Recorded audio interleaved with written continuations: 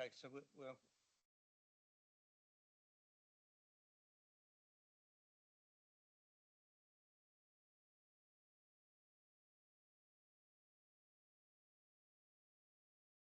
okay, so we'll make a start. Welcome to licensing. Remind mobile phone switched off. So planned this meeting. If you hear the fire alarm sound, please treat it as a real emergency. Safe. Escape route is stairs to your left as you chamber or public gallery. Exit by the back of the building, the car park. Station. Lifts can't be used. Enter the building. Safe to do so.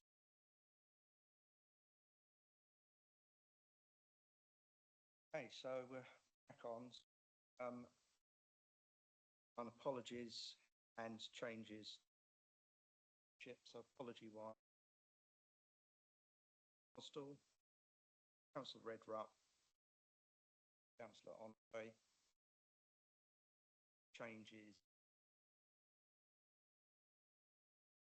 Garman. Councillors.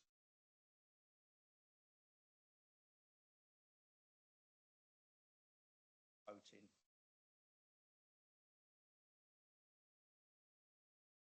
Right next to you. He slipped in very quietly.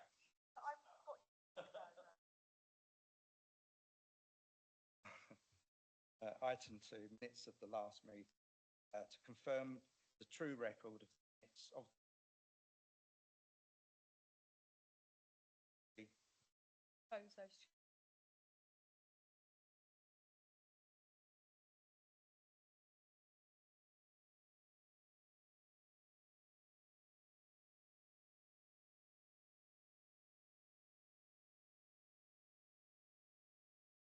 Item 3, declarations.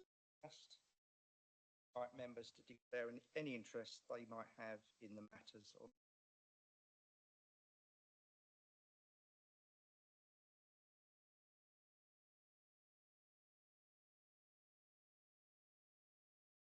or election of a vice chairman.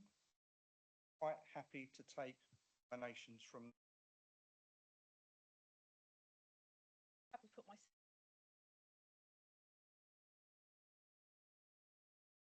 I do understand that Councillor Ian Wall would like to restand. Nomination. There is a nomination for yourself, then we can have a straight vote.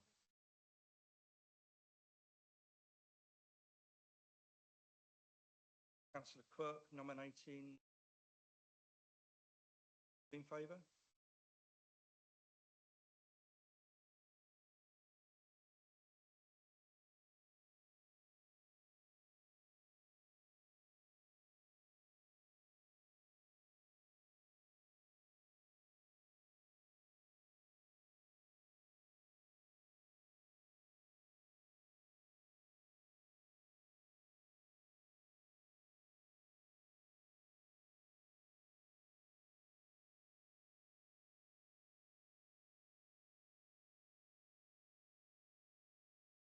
Just for one moment, if you don't mind.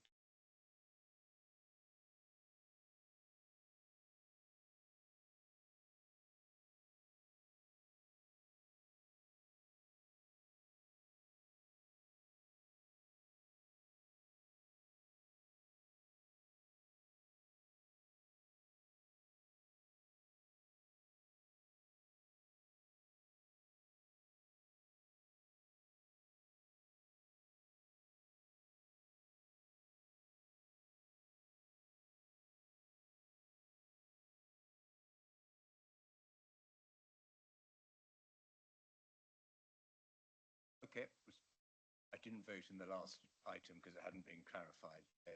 That's fine. But change those in due, you have to wait to the annual meeting.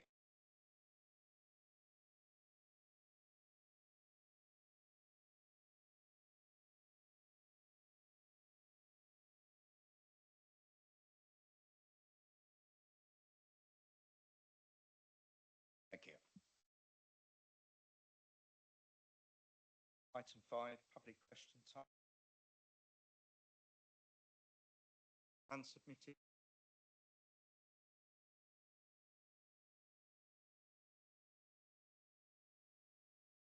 Item 7, report the strategic director of corporate services. No urgent business. Item 7, report director of corporate 7A establishment and appointment subcommittee 7 to 10. Thank you, Chairman. Agenda item 7A at page 7 of the papers. Here is a report of the monitoring officer. I thought it would help the committee if I presented the paper briefly. Those of you who have been in before will know that this was a matter of good governance. It has been to a few recently. There is, as you all know, a statutory committee which formed particularly under the Licensing Act and also under the Gambling Act, which requires the committee to be made up, a subcommittee to be made up of 3 members. There's no legal requirement for you to appoint a subcommittee. The Constitution does deal with that, with subcommittees. It's considered that it's a matter of good governance to do so. The recommendation before you is at paragraph 2 that a licensing subcommittee be appointed of any 3 members drawn from the licensing committee on an ad hoc basis, the terms of reference as set out in the Constitution, and that it be politically proportionate as far as practicable with a quorum of 3 members. Unless I can be of any further assistance, Chairman, the options before you are paragraphs 19 and 20. I'm getting some feedback here, so I shall stop speaking.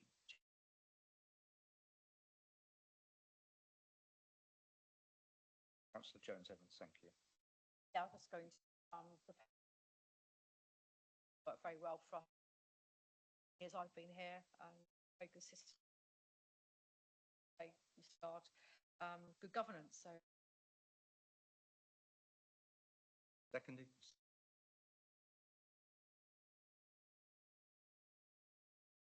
In favour?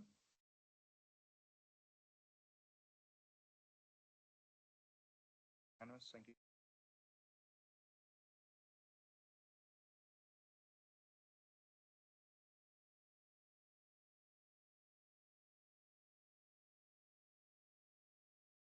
Item 8, strategic director, community services. 8A, approved street furniture and pavement licensing policy, pages 11. I'll just open this up to the floor if there are questions, any recommendations, alterations, part of the consultation. So this is make any minor wish.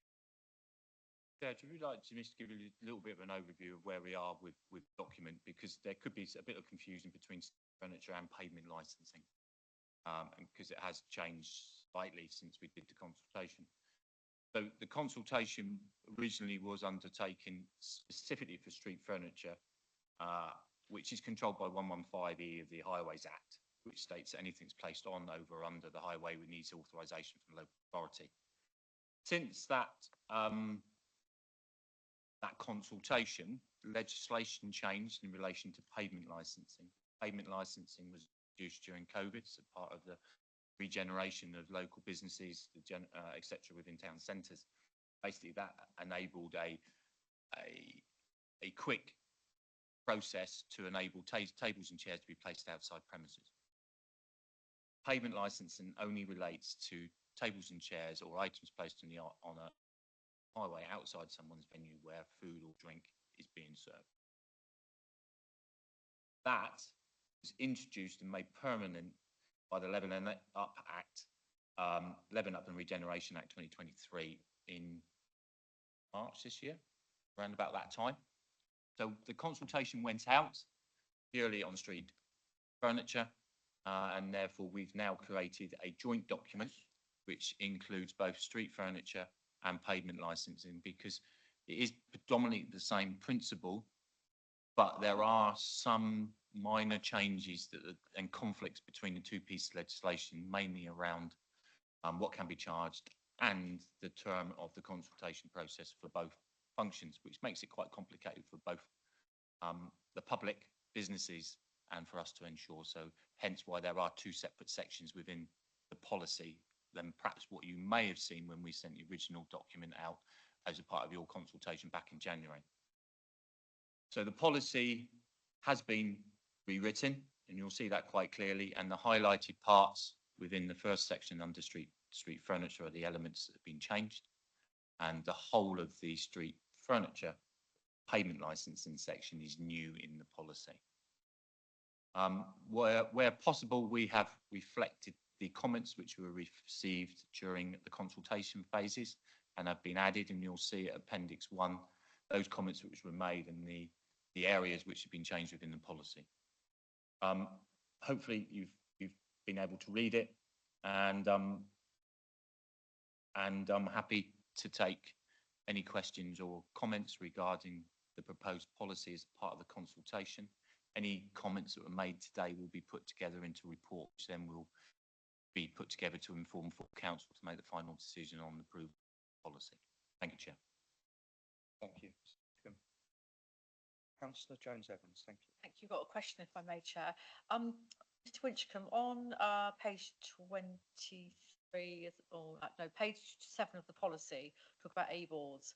They talk about the A-boards, height of them need to have a licence over 1.5 metres. But then it says, but less than 1.5 metres, you may still need permission from Island Road. So how does one business reading this this policy, can they find out, do they have to ask Island Roads, or is that made clear to people? Thanks, Councillor Jones-Evans. I think what we wanted to do, and we'll look at the wording of that quite clearly if there is some confusion there. What we're saying is that A-boards over 1.5 metres are a substantial structure which needs to be licensed. Those under that we give the freedom. The reason we then refer to Island Roads, because even though they could be under 1.5, they could still create an obstruction both to the pavement user and at junctions for people to see clearly out of it. So it is a difficult one, because it's not every single A-board will need authority. It's only if it's in a position which is causing a hazard to the road user or the pavement user.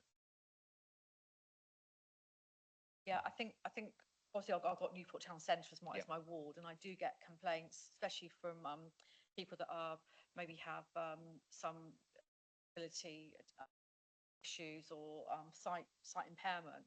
That actually A-boards can be quite an obstruction, and they can't see them coming, especially. And I just think it's, you described it how it may or may not be an obstruction, which I think it's just clear, because I think from reading this, if I just stick an A-board out, that's fine. Don't need, necessarily need to get any permission. So I just wondering, because you've got different widths of pavements, like you say, obstructions at junction. I would just like to see, on behalf of for diversity and equality, that we look at that in a bit more detail. I think not to support local businesses. Obviously, that's that's part of our remit, but it's to do it safely on our highways. I agree with that, and it may be that I perhaps would propose to add a paragraph there that any A-boards that are still under 1.5 metres high cannot create an obstruction to the highway and install the distance that are recommended under paragraph, whatever it may be, must still apply for those under 1.5 metres. Would that answer your question? Yeah, sorry to be pedantic. I just think some people don't, because we work in local government, we're more aware of needs maybe, and maybe someone who just bought a shop, I'll stick an A-board out, that's fine. Are they not aware of other people's needs? And So I think we understand need that. to just maybe be a little bit It's, we obviously won't be able to tell every single individual premises what they can and what they can't do. They need to find that information out for themselves. But if there is a paragraph in here that quite categorically states that even though your A board is under 1.5 metres high and therefore doesn't require street licence, it must all comply with the minimum distances which are set out in this policy. Failure to do so is likely to result in Island Roads asking them to remove it or to reposition it. Because if the complaint comes to us, we would pass it to the Island Roads superintendents to go and investigate. Opportunity here, don't we, to think about people that have got mobility issues and sight issues. And I think we have our own, actually, we have someone who works in the council, I think, Lincoln, who works in that space. So I'm just wondering, are we going to be, as obviously this is a consultation, are we going to be specifically asking for people who, people represent these groups to comment on it? I just think we need to be a bit more mindful of that. Thank you. I appreciate your Yeah, comments. there was a specific public consultation in regards to that, and I can't remember if we actually applied those to those types.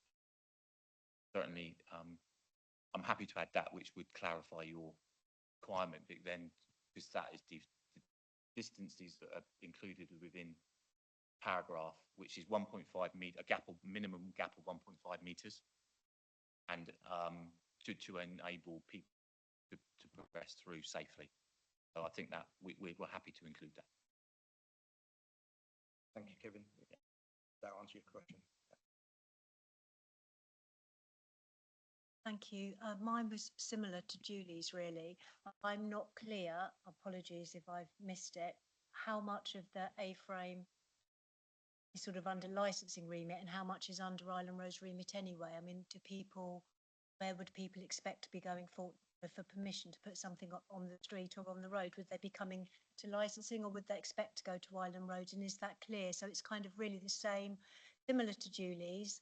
I get people complaining about, I've got people on How Common that stick out boards for selling mushrooms and things, and they say, oh, they haven't got permission, and I'm never quite sure who they're supposed to get permission from.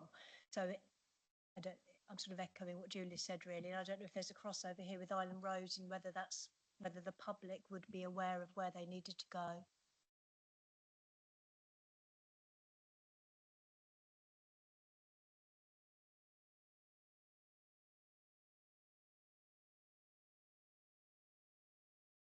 I speak loud enough anyhow. It is that grey area. We took on street licensing from Island Roads to put in a system which so it enabled it to work. It is a crossover. We provide authorisation through a licence on the approval of Island Roads as a part of the statutory consultee. But yeah, it's the bit around who do they need to come to get the permission to put that item on the highway, and it is probably both of us. But if they come through to us, we can then advise and do it that way. We're more than happy to do that, and I'm sure that Island Roads will reflect the same. We'll create an additional paragraph to go into that section around that. Happy with that?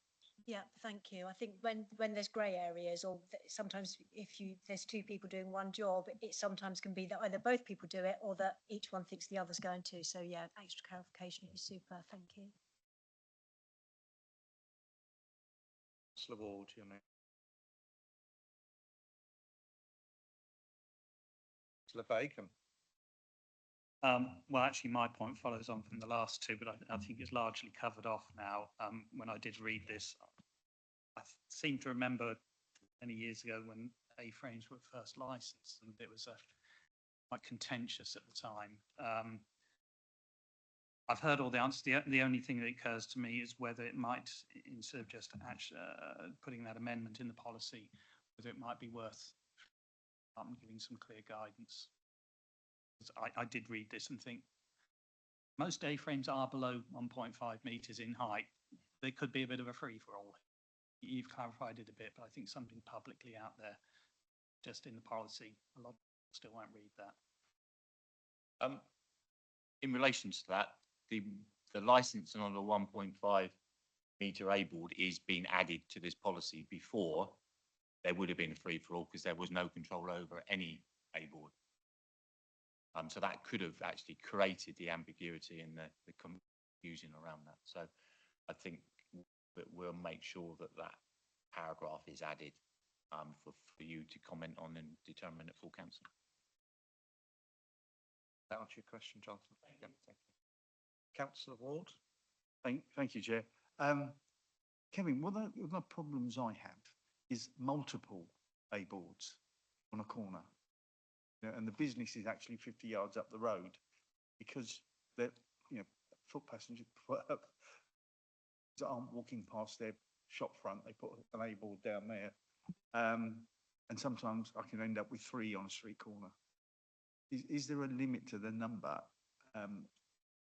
Saying it had to be a certain distance of the anyway. But is there?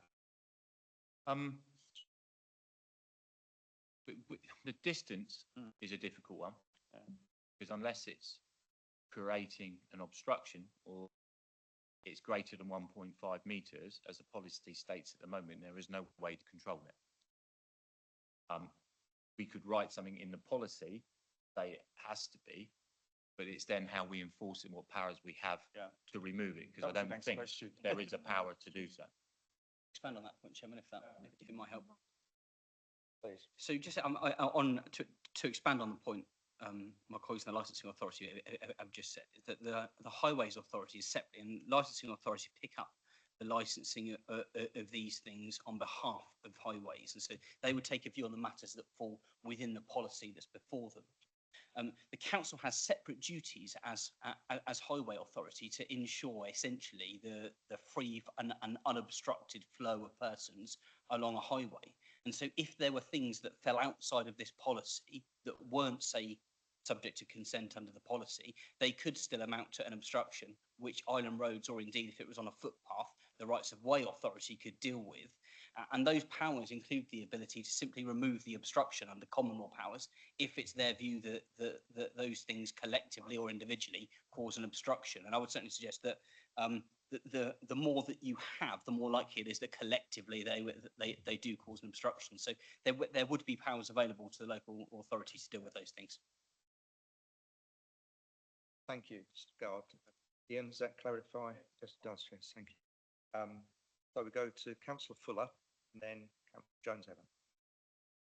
Thank you, Chairman. I think the last question I was going to ask about the over proliferation of signs, and sometimes you might have signs in high streets somewhere, but when there's events on, it's quite difficult to manoeuvre around those signs. And I witnessed something in Bembridge a few weeks ago when they had their sort of like weekend, and there were A boards all over the place, and people were walking into them, and it did cause problems. So again, the over proliferation of signs, if you feel that you can address that, then that is brilliant. And I did notice what Ian was saying, that there were some businesses that had 2 or 3 A boards out because they were trying to pull people into their shops, which is only a good thing, really. The question I was going to ask was the charges that you impose. How do they compare with other authorities? Thank you. That's something I would have to check, Councillor Fuller. From our point of view, we're required to only charge the fees and charges that it costs us to administer it, not other local authorities. Other local authorities may have a higher level of recharge, higher salaries, lower salaries, etc. So it has to be reflected on our costs, our full cost recovery. The cost for pavement licensing sets a maximum within the new act that we can charge. We haven't reached that maximum because we still feel there is room for regeneration and development to assist with the local with local regeneration. So we are taking that steps. There is a ability to issue a 2-year license for pavement licensing, which will enable people to have only one form of consultation, which actually helps us and should reduce the cost for those long term, but that's only for pavement licensing, not street furniture. Councillor Jones-Evans. Thank you. So it's been really helpful, this discussion about the A-balls, and it's going to be a basic question, and maybe it's a legal reason, but why have we taken A-balls as a separate thing? Why have we chosen 1.5 metres? And surely an item on the highway, an A-board, is just the same as having a chair on the highway, which we are having to get a license for. So why don't we just put A-boards in with all the street furniture? Would that not be easier? And everyone then has to get it is all checked out that it's not an obstruction, because I think otherwise a little bit it's causing a lot of work. It's unclear for a business whether they're allowed to. And then obviously for a complaint to come through, that means somebody has had an accident or had an issue with their obstruction. So why don't we just make our lives easier and just put them in the same category? I'm quite happy to try and just give you some background to that. It's not my decision, it's a policy decision, so it's basically down to you It's guys. not based in legal. So okay, so that is not so. So, okay, so there is no legal requirement, any item that's just deemed to be an exemption for A-board. Now, every single A-board that's put on the highway will need to go through a consultation process. So every single A-board that there is would require additional resources to process. Now, A-boards were deemed to be low risk. If the change to the policy is that we do that, then the policy changes and we put that in place. The cost of that will be £225 for every premises that puts an A-board on the highway. That's the consequence. Just explaining that to the committee for that decision.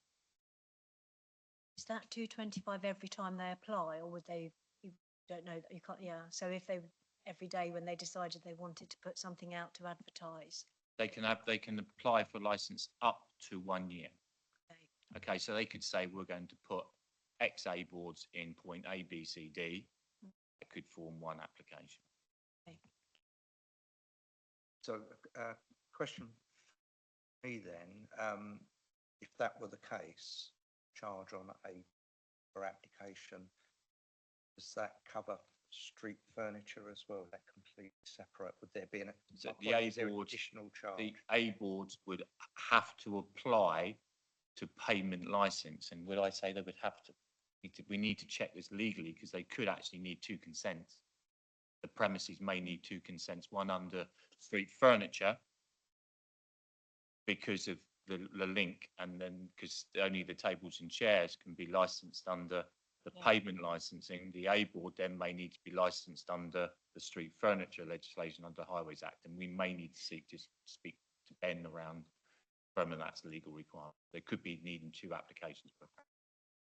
Just quickly, I mean, for a small business, that could be a considerable cost. So we have to take that into consideration. But Julie, did you want to? Just if it's helpful, other local authorities do charge. They have a do charge for the A-boards. They have to be within a certain, distance and not obstruct the flow of pedestrian traffic, and also, are good for prams, wheelchairs, all of that. It's all taken into consideration, and it's also the time they're allowed out.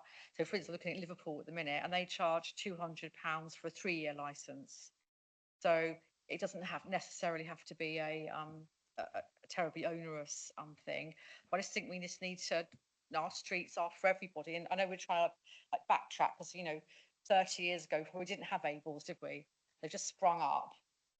And now we have to deal with it. But to me, it's an obstruction on the highway, potential obstruction on the highway, that is allowing people to have safe passage if they, come to, people with pushchairs, wheelchairs, and we have more and more people who are elderly and who maybe have more mobility aids now. So I think we have to really, that's at the forefront of my mind.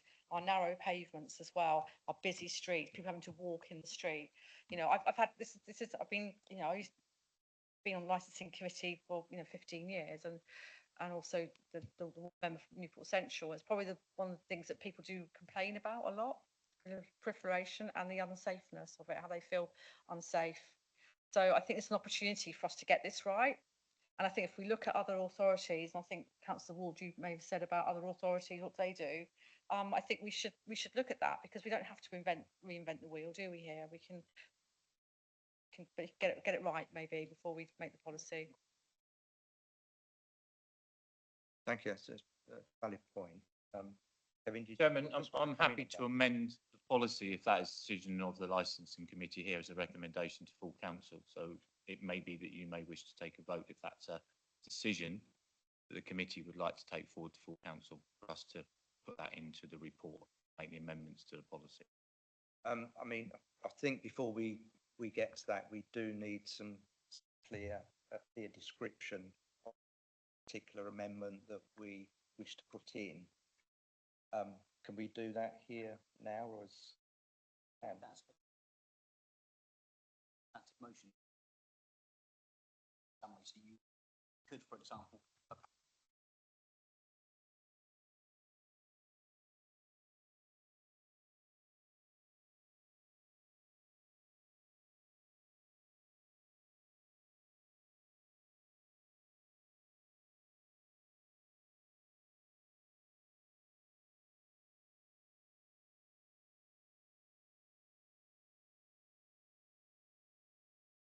my microphone on, sorry. And then, of course, what would happen is that the amended policy that the licensing authority would produce on the basis of your recommendation would then go to full council for a further discussion. And at that point, it's open to full council to then debate whether or not that should be approved as recommended, amended by this committee, or indeed to make further amendments to it, as the case may be. But it's certainly within the gift of this committee to make comments on this report. That's the purpose of it coming before us here. So you could certainly approve this this policy subject to an amendment to include, and then have a proposal before you today. Is that? Thank you, Chair. Just thinking about the cost of processing the licence. Is there any reason why we couldn't do, as our authorities have done, say that licence actually is for 3 years, or would it have to be in line with? I know that the Levelling Up Act, you could do 2 years, can't you? We need to check the Highways Act. My understanding is that there is a restriction on that, but we'll need to check with Ben's team in relation to the length of time that we can issue a licence under the Highways Act. You don't want to make it onerous, do you? But we have to also think about keeping our streets safe. So if we accept this policy and vote on it in principle with amendment to come in, is that what we're saying? And an agreed amendment as regards to height of A-boards. The amendment I would like to see, Chair, is actually that we take A-boards, don't have it separate, have it within the main policy, the list of items that are in the paragraph below. But maybe, you know, if we are able to allow one for a licence for 3 years, then I think that would be good. We could have it bracketed, maybe. Sorry? You're not querying the size, are you? Well, I think that's a bit of a red herring, really. It's just sort of just treat A-boards the same as a chair. I don't see the difference. I honestly don't see the difference. It's something on the highway that people have got to manoeuvre around. So, you know, what's the difference? So why are we treating it differently? I know it's obviously going to get more and more applications, and that's obviously, like you say, it's a resource issue, Mr. Winchcombe. But then maybe it's just a step we have to get to. I mean, we may have so many. We might just have ones that are in the right place, and then we won't get so many. Thank you, Mr. Carr. Thank you, Chairman. Yeah, I can actually provide some assistance on that very point, Councillor Jones-Evans. So what Mr. Winscombe has talked about is the difference here between, and it's an amalgamation of 2 policies, one on pavement licences and one under a section 115E licence, which essentially permits something that would otherwise be an obstruction to the highway.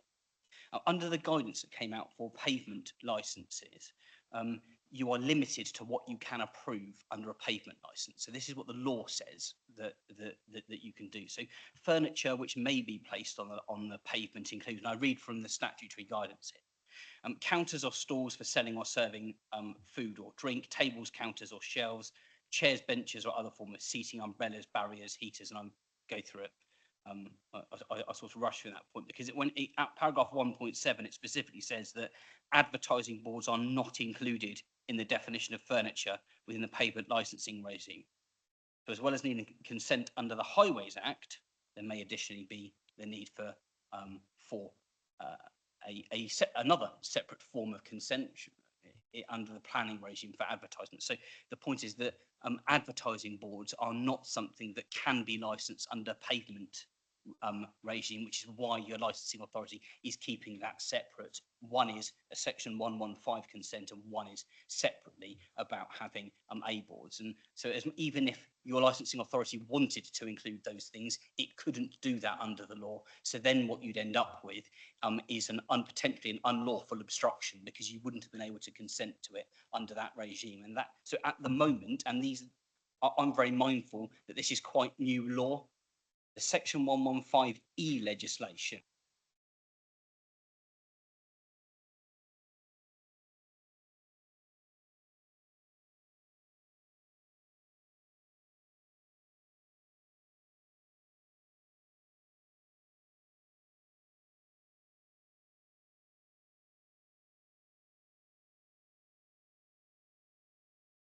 Really helpful, thank you. So if we leave the A boards where they are at the minute, you know, in that the paragraph above, but maybe just say something like they will need consent, and there is a process to follow.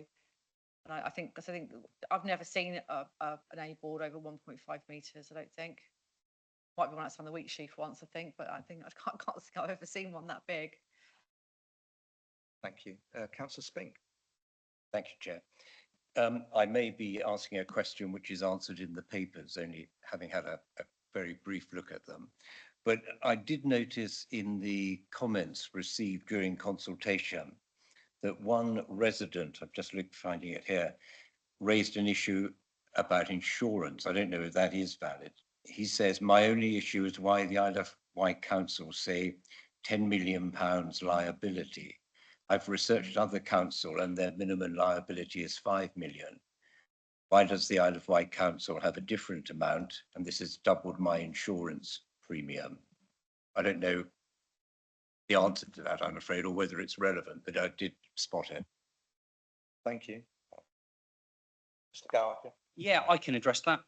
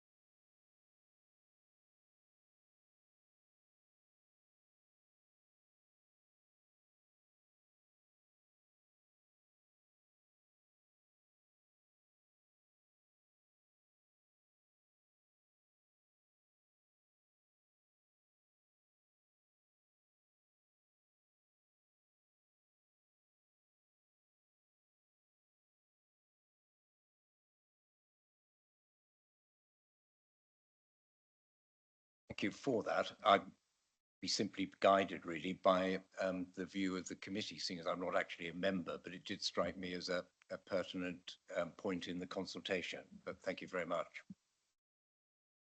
I'll come to you in a second. I mean, just a question. It's set at 5 mil, currently 10 mil. Is there a likelihood of a claim coming forward that is, say, over 5 mil that would leave the council having to pick up the residual? I'll see if this works again. It might not. The likelihood, I think, is one thing. That as a matter of law, there may be some residual liability, but even so, I could equally say that's at 10 million, couldn't I? Because I could say, sit here before this committee and say, well, at 10 million pounds indemnity cover, it might be that we get a claim in that exceeds that amount. In terms of our claims history, there's nothing that we have on claims that have been made against the council that I'm aware of, certainly in the last 10 years, that have come anywhere close to that level. Now, track record isn't necessarily proof of what's going to happen in the future. And if this committee were minded to take note of that point, I might be minded to suggest that that's a matter for full council to debate when the paper comes to them at full council. So that it has the oversight of the entire chamber, deciding on what level of indemnity it might require. So I can't talk to the likelihood of it, but I could, I could say that there is. What the point I'm trying to make, and badly, which I should get to the point really, I'm sorry for this, it is actually this. There is equally a residual liability to the council at 10 million as there is at 5. If you set it at 5, yet there is still residual liability potentially to the council above the 5 million limit. That equally applies to 10. 10 million is not put in place in this policy to completely rid the council of all liability. There could be claims above that amount. So 10 million isn't a magic figure that we've come up with that would get rid of any liability to the council. I think that's a fair observation. Thank you, Mr. Garth. Councillor Ward, and we go to Councillor Bacon. Councillor Bacon. It's just an observation, really. If it was minded to stick with 5, in most other areas, we've gone to 10 and have done some years ago. So this would open up every bit of amenity land hire, most parish council policies, and could create an awful lot of unnecessary work for no real gain or benefit. Please do. Yeah, thank you. That's actually a very good point. If the amount was varied, I imagine that you might have people such as street traders and other licensed things that we license saying, can we be treated the same? Almost every licensed activity. Revert to my to my licensing colleagues as to the types of licenses we have done. We have had that conversation, but certainly it affects more than this policy. I would accept that point. Peter, did you want to come in on that? Any second thoughts? Not really, Chair. I mean, if the committee thinks it's something worth looking at, and I take Councillor Bacon's point, it might be helpful if we are going to consider it at full council, unless it's a huge amount of work, to just have an idea perhaps of councils that are reasonably local to us, as to what charges as to what insurance liability they require. But I'm not pressing for the point. It just seemed to me it was a point in the consultation, and it said no action required in the other column. And I just wondered if that was something that the committee had considered and thought was correct, that there should be that we should be more expensive than a number of others. Okay. Go to Councillor Ward and then Councillor Ellis. Thank you, Chairman. Amongst the comments, there was a lady who was concerned about the benches near her home and how antisocial behaviour takes place in that area. I have several examples in Sandown where that happens. I've had benches come and go and come back again, and and the drunks come back with them. Is there I would say, is there a way of policing this? Obviously the police could, but can we take them away? Essentially. Keep going for Either either. nuances. This policy doesn't cover that permanent type of situations. I'm guessing that there is work that could be done around the crime community safety partnership and through Cameron in trading standards and public safety regime, and pick that up through community safety issues more around, and that's probably where you found that tables and chairs have been. Yeah. I would suggest that's a conversation you have with Cameron, and then he can investigate it through the neighbourhood policing and see if there is a antisocial behaviour issue with that. Ben, you want? Yeah, thank you. And just to expand on what's been said, I think that there are probably two things that come to mind that I'd want to check with my colleagues. And most of the time, as you said, that benches are put in place because they're intended to be a public benefit. I'm very mindful that several benches are placed in memoriam, so they tend to have some sentiment attached to them. So I'd want to have a look at what agreements were in place in the first place that enabled a person to put a bench there. So I'd look into that sort of thing with my colleagues to have a look at what agreements are in place. But strictly from a legal perspective, there are two situations where we could get involved. One is where they are placed on the highway, and subject to the consent, we could have a look at whether or not it's right that they be there. And the second one is, even if it's not highway, are we the landowner? If the council's the landowner, subject to any agreement that's in place, of course we could remove consent for benches to be there. That's in theory something that could be done. That answer your question? Councillor Ellis, please. Thank you. I was going back to the insurance. Thank you for raising that, Councillor Spink. I would be concerned about us lowering it from 10 to 5. I know you're not supposed to talk about personal experience, isn't really the appropriate thing to do, but I have it with our business. I've just gone up from 5 to 10 million, and I didn't really notice a huge cost increase, but the benefit of having 10 million rather than 5 for people that wanted to do business with us, it was worth having it. I would be concerned about us as a council looking at lowering it, and as Councillor Bacon has said, if that could possibly mean that other areas people would then come along and say they wanted to lower it. It's a valid point that Councillor Spink's raised, but I don't think it's a good idea to lower the insurance. That was all I wanted. Thank you very much. Are there any more questions? No. Mr. Garter, did you want to just come in? Sorry, Dr. Winchcombe. Before we finish, I just need to see clarity around what am I amending this policy with. So you'll do that for me in a moment. Thanks, Ben.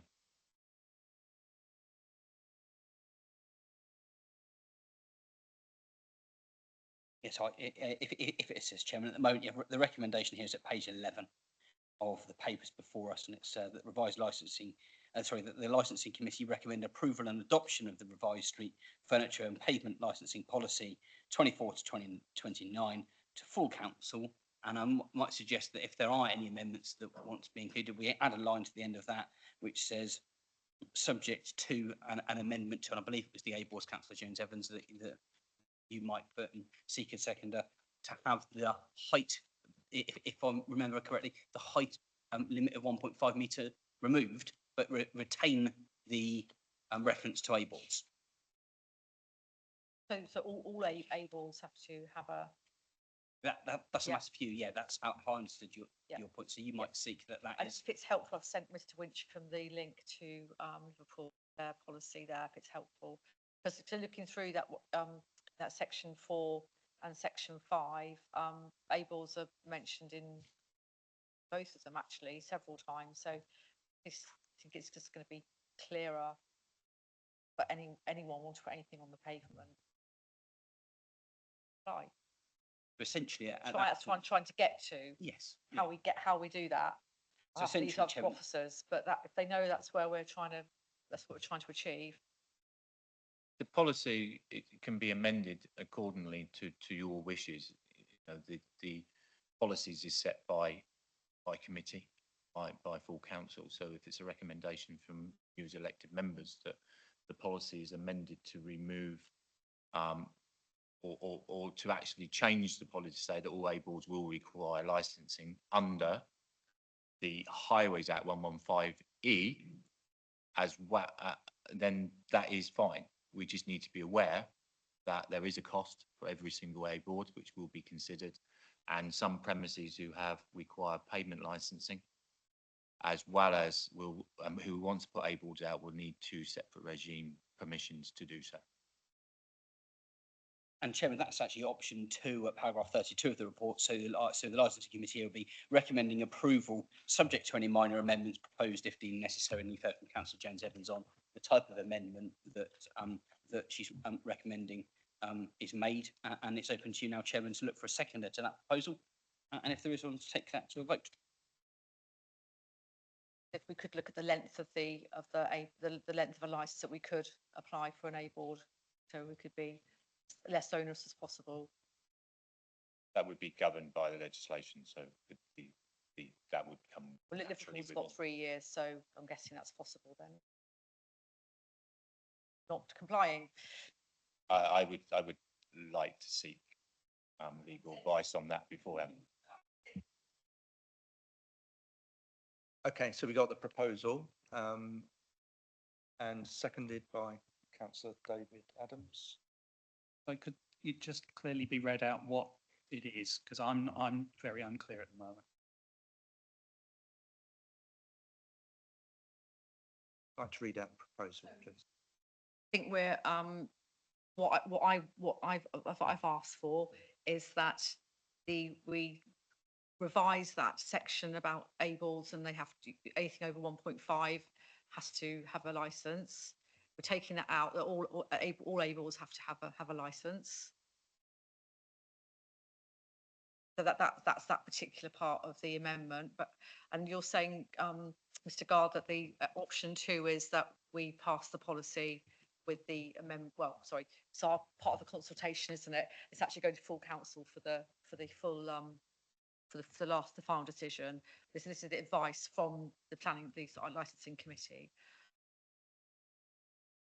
Yeah, and Chairman, I've got that here. So if it assists Councillor Jones Evans, it's option 2 that the licensing committee recommend approval and adoption of the revised street furniture and pavement licensing policy 2024 to 2029 to full council, subject to any minor amendments proposed if deemed necessary. It's option 2 at paragraph 32, which would be furthered by adding to remove reference to A boards be only falling under the policy over 1.5 metres, and to consider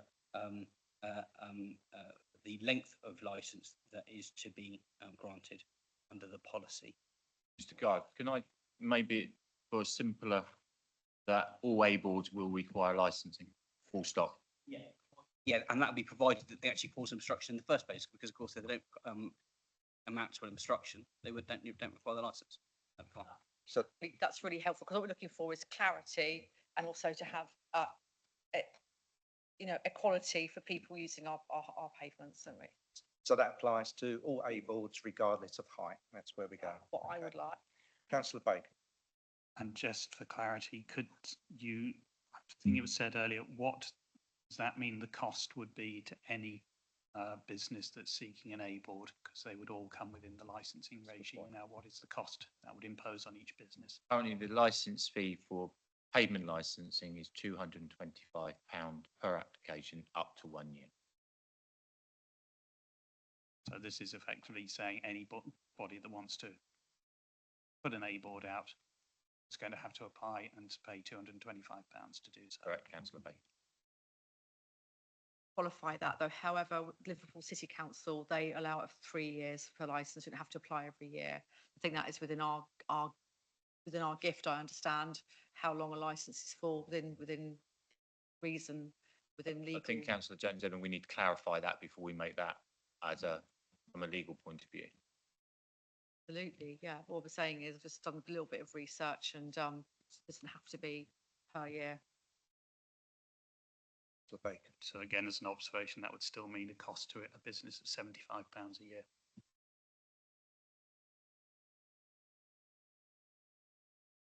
Essentially advertise on the pavement, so it's Otherwise, I have to be an advocate for people that have got poor, bad eyesight, or maybe blind, are in a wheelchair, need a mobility aid, who have tripped over and written to me. If I can't be their voice here, that could be more costly then have it. And I've got business in Upper St James's Street. I don't have anything outside my pavement. I choose not to. So they're not, we always, want to support small businesses, but those pavements are for everybody. And I have to be a voice for people that aren't here just to speak. And all I can say is people that have written to me who have had accidents. So if I can't speak up for them, who can? Right, thank you. So councillor Adam.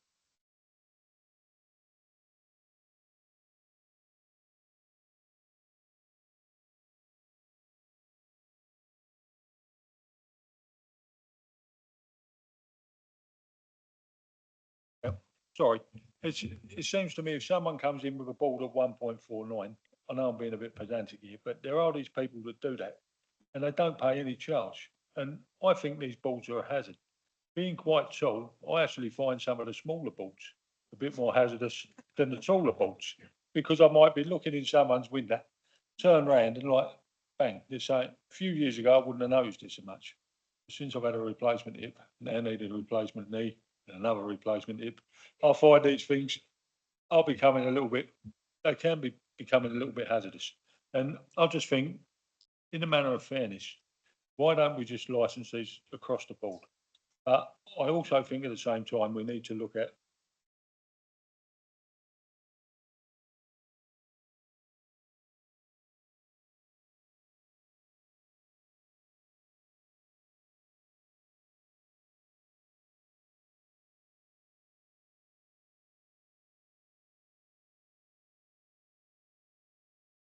Councillor Fuller.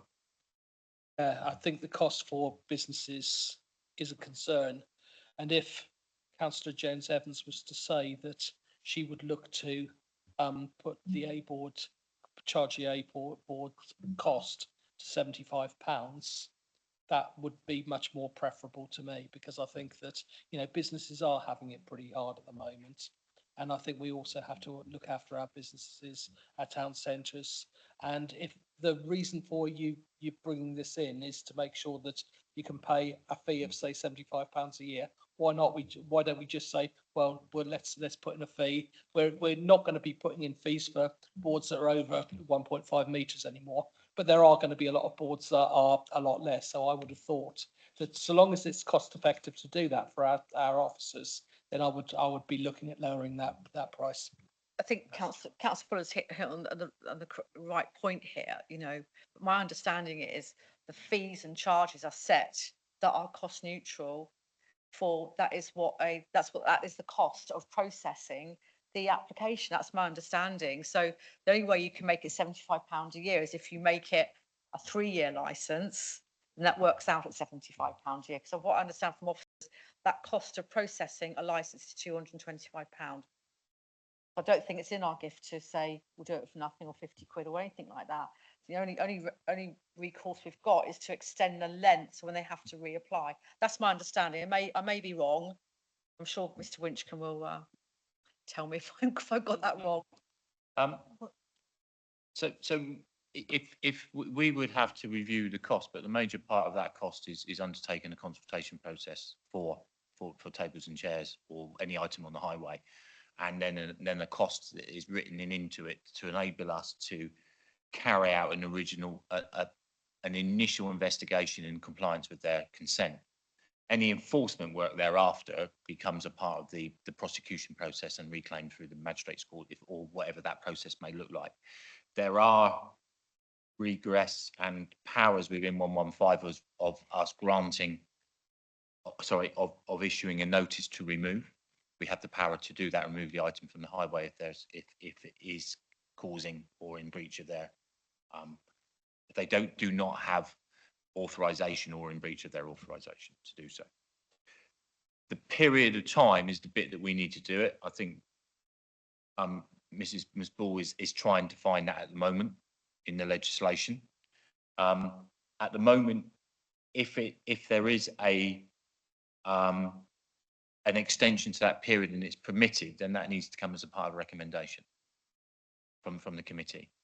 In the recommendation could be, if possible, to extend a boards to 3-year license. We are struggling to find out at the moment. Mr. Garth? If you feel.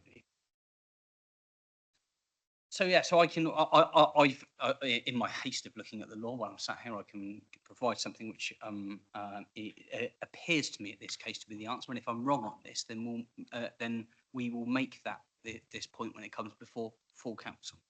So a pavement licence, which is distinct from the highways licence, so essentially the authority to put the A boards on, because I've said separately that a pavement licence you cannot consent A boards. So a pavement licence is granted for a maximum of 2 years. So that's the pavement licence. So it's up to the policy to decide on how long we might do it, but the maximum there is 2 years. And there's some deemed consent provisions in there. But as to the actual 115E licence, which is the one that would allow the A boards, that's a matter for the authority to attach such conditions as it sees fit to it. So it could do, as Liverpool have done, a longer period, say for example for 3 years. And so that is something that the authority could do. It's not on initial perusal of that law, there's nothing as specific to tell us what that length of time might be.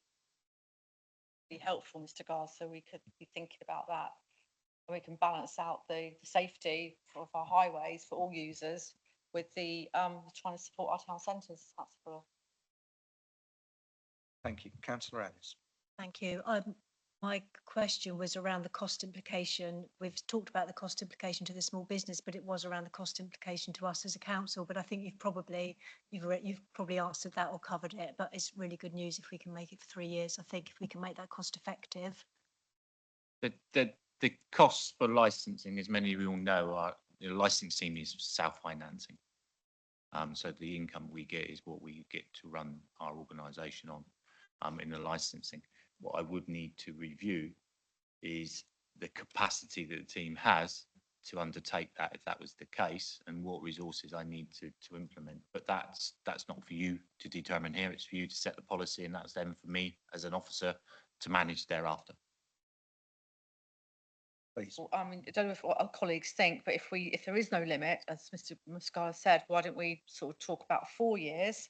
Then that might just because then that would be an application every 4 years, which then would be less onerous on the licensing authority to have to issue lots of applications, and also makes it cost effective for a small business as well. Mr. Garth, please. Purely an observation, I'm sure that Mr. Wincombe is about to make this point, is at the moment there are consented items out on the highway. If you, and I'll leave this just to practical points, I'll leave this to Mr. Wincombe to talk to the detail of this. If you were minded to agree to an extension for however long, I think this committee and at full council, this can come out later on, needs to be mindful of is that on the expiry of all of the currently consented items, you'll be granting for a period, and they will all come in at once. They'll all be granted straight away, and then the licensing authority would have to resource the renewal at the interval that you set. And that I would leave that to my colleagues to talk to the resource implications to that.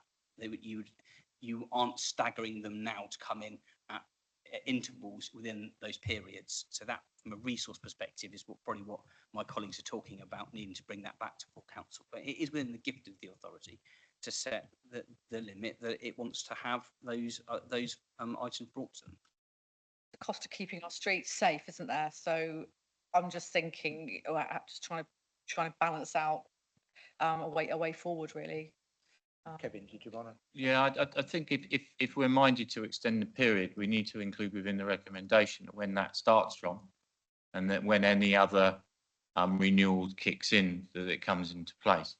I will need to review the cost of that license at that point, because the license is based on a year, not 2, 3, 4 years, and the cost of that costs for me to manage that going forward over a period of time, because at the moment the figure that is included is the management cost for 1 year, not 4 years.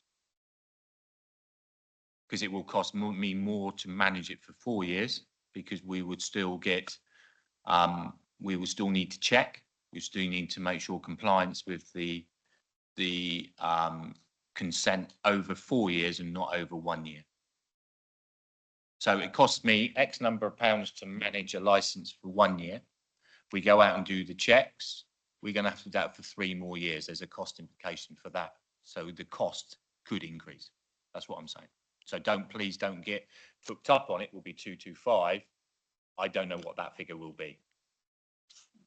Does that make sense? I'm not sure if I've explained that. There's a lot of, I'm guessing it's thought processing.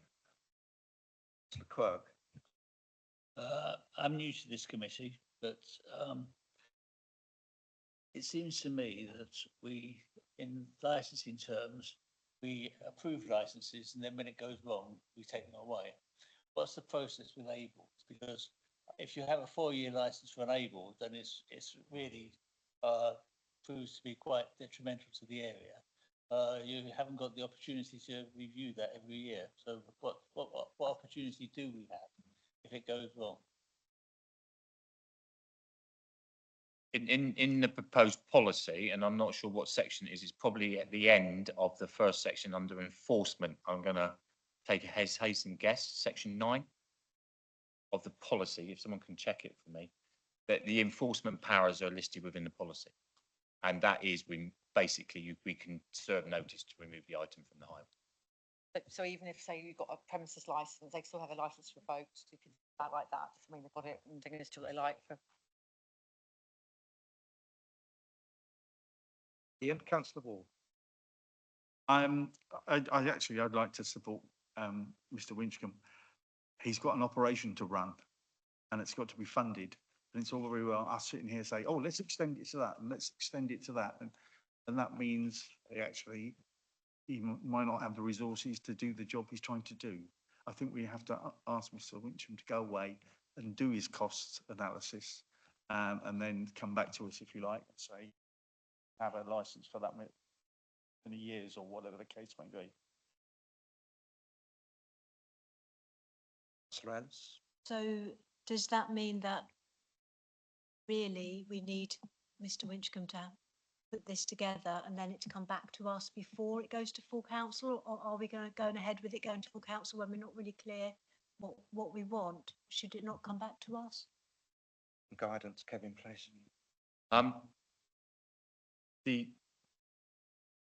We just need to, if you choose, you wish for me to bring it back to this committee, it's not for my to determine, that's for you to choose.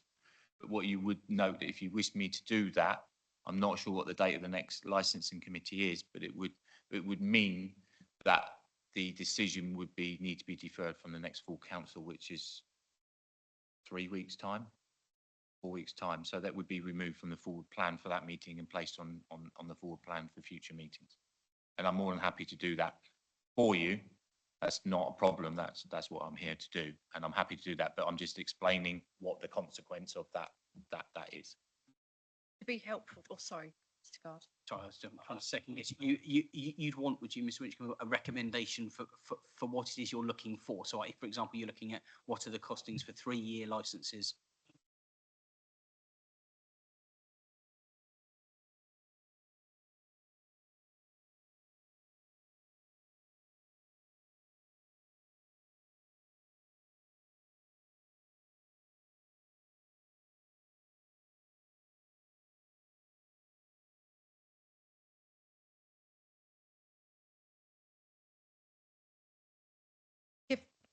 Sorry, Chair.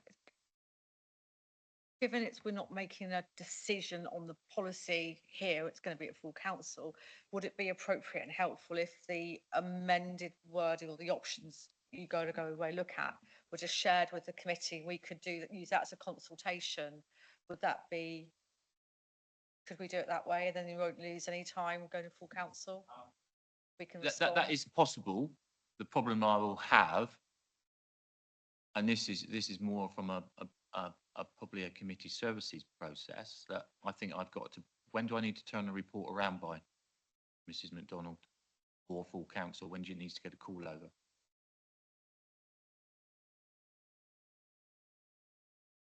I might have an email actually.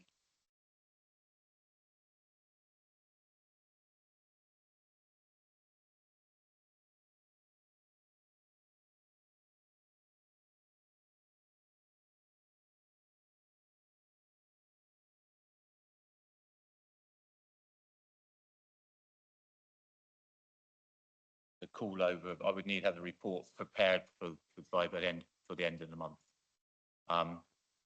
That's clearly possible, despite other key things that may be coming in the next couple of weeks that we need to sort out. But yeah, I'll commit to doing that. But my problem is how I write that report for full council, and what is the recommendation from this committee. You know,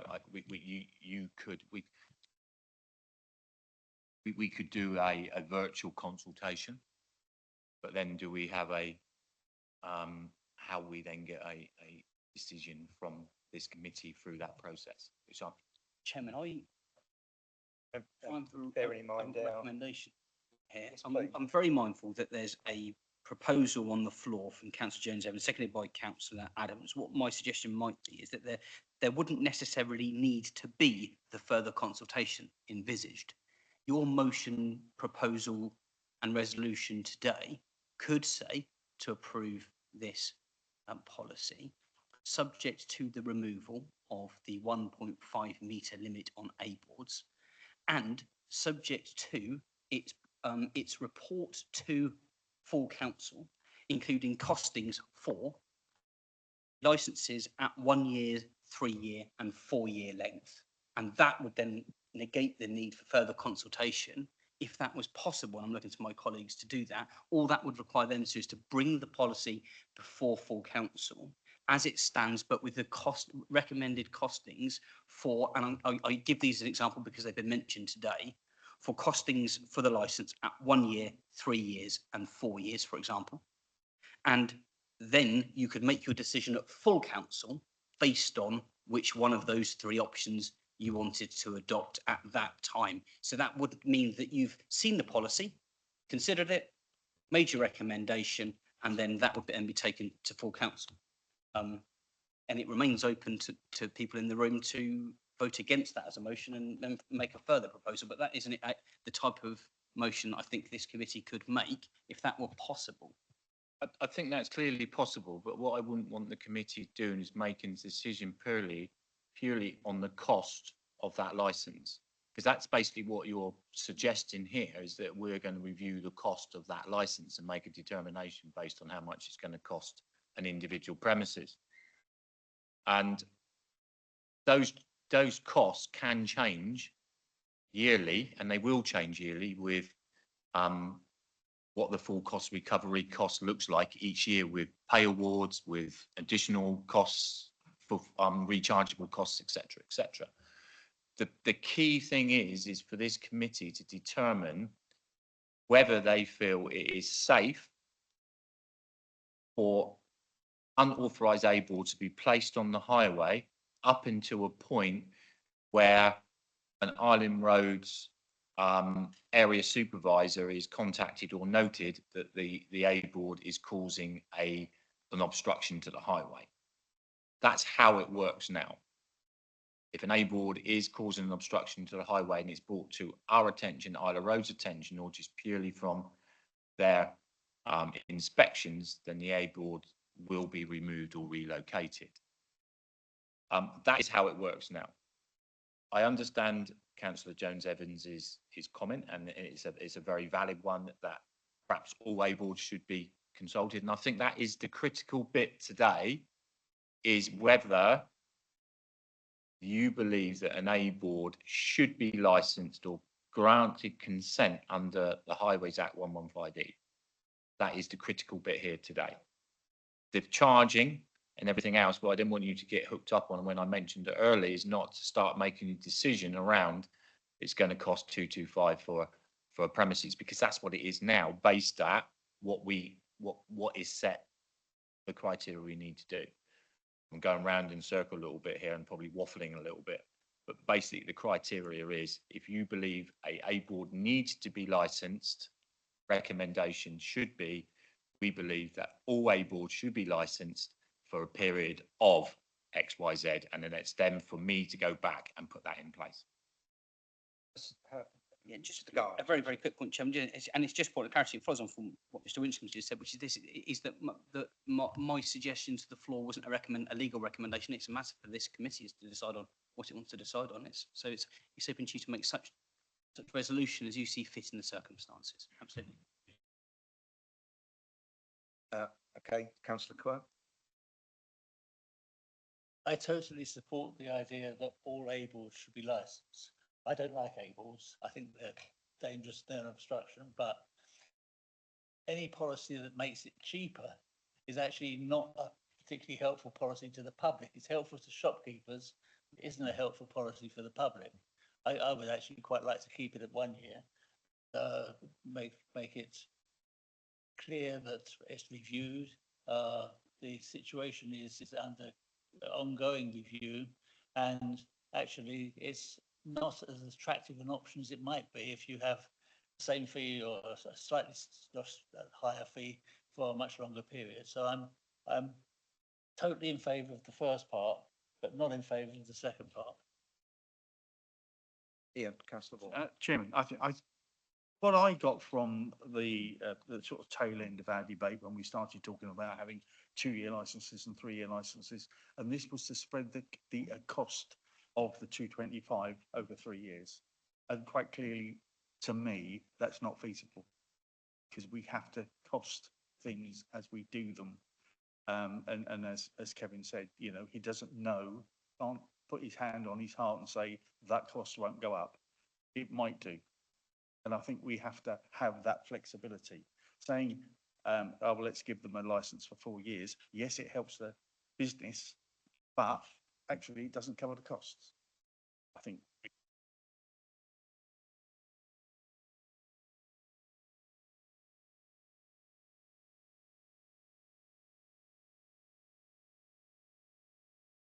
So I'll just turn to councillor Jones Evans. Are you happy to go ahead with that original proposed amendment? I think Mr. Winchcombe is completely right. The principle today that we're discussing and need to be clear on as a committee is the licensing of all labels, and for me that's actually fundamental because I can't. I know in law it's different from a chair, but to me it's no different at all from a chair or anything else on the highway. And having quality access for our public spaces is absolutely important. And so if we have each A board is licensed, then that means that it's in the right place, there's enough room, it's not obstruction, it's gone through a process, it's fine, that's great. So I think it's right. I think it's a bit of a red herring going down the costings of it all, mentioning it. I think that I can imagine in full council that is going to be a bit of a nightmare. People arguing toss here, there, and everywhere, and losing sight of that fundamental thing. We're trying to keep our highways safe for people. So I think if that's encapsulated in the amendment, I think I'm absolutely fine with that. And Mr. Winchcombe, I think, has heard plenty today from our thoughts of the committee to come back with a way forward. And, you know, if we could just see it, if the committee could just see it, what that looks like before our full council papers are printed, that might just be helpful. If that's possible. Thank you. Councillor Adams, you.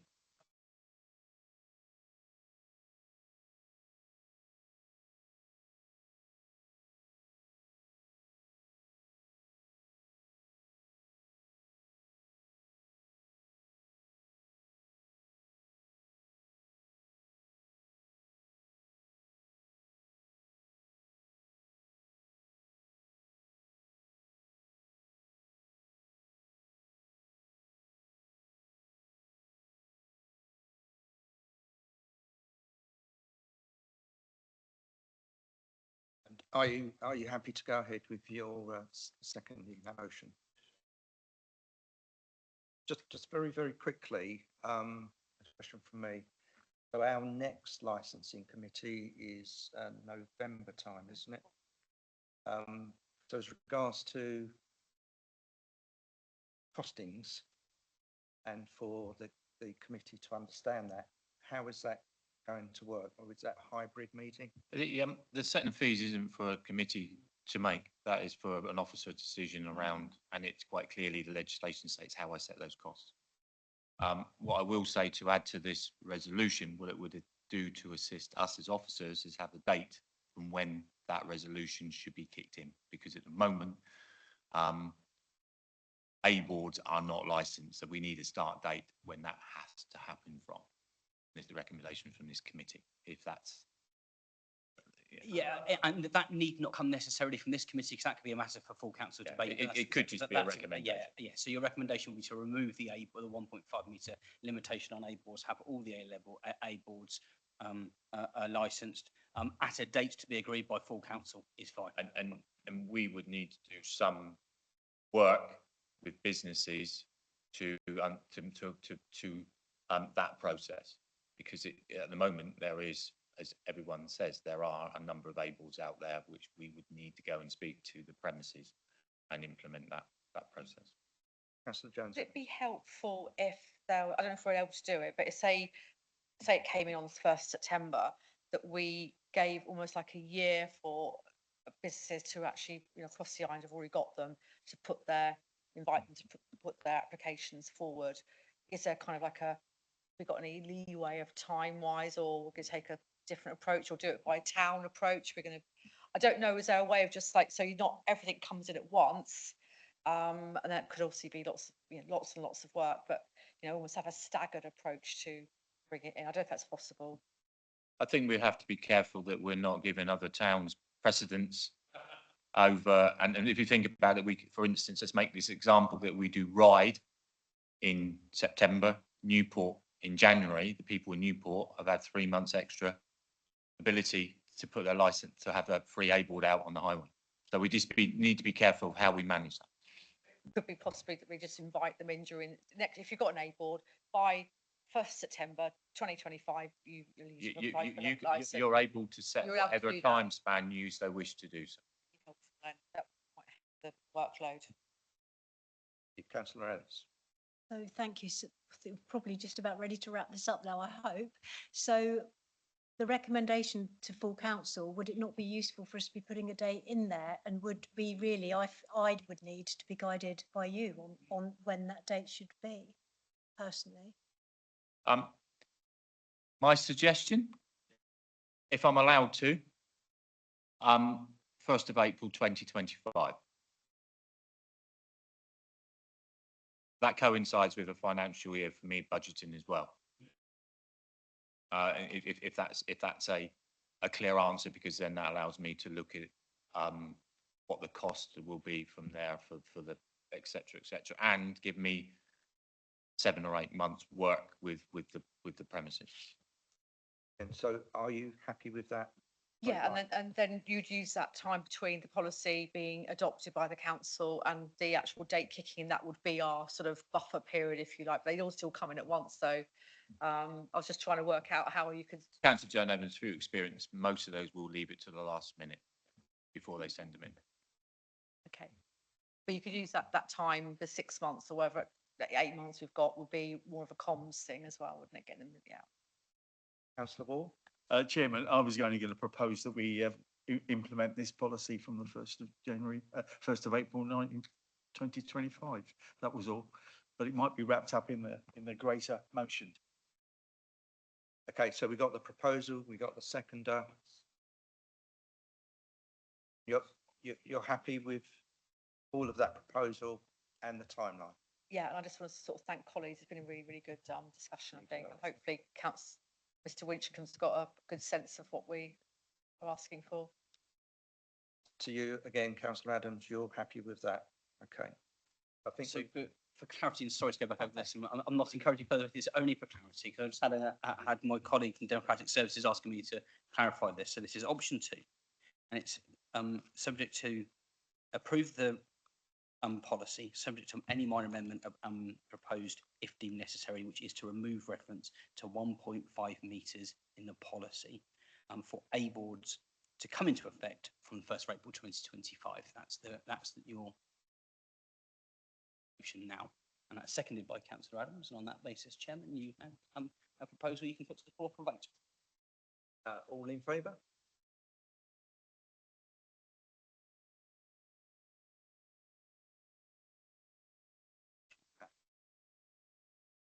Those against? And any abstentions?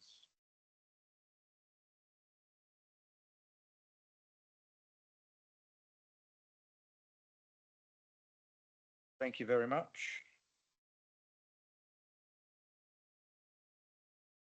So we go on to item 8A, 8B, approval of the sex establishment licensing policy, pages 43 to 68.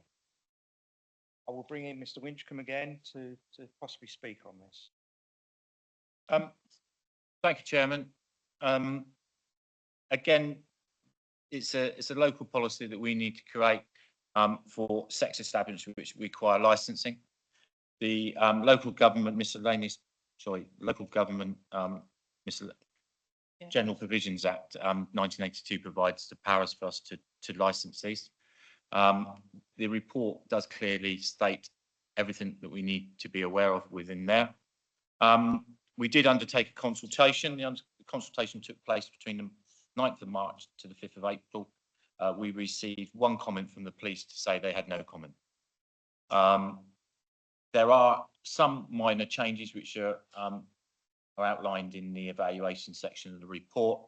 These are mainly just tidying the report up or tidying the policy up to make sure that things are correct and are in good order. So I open the floor to any questions in relation to this policy, which Mrs. Ball would probably be better to answer than me. Thank you. Thank you. Are there any questions from the floor? There are no questions. Dog Chairman, it must be a sign of age. We can spend an hour and a half talking about A-frames and not talk about sex at all. Possibly no comment on that, Jonathan. Okay, so we've got the recommendation in front of us that the licensing committee recommend the approval and adoption to revise sex establishment policy 2024-2029 to full council. Those for? And again, that is carried. Thank you very much. Number 9, members' questions.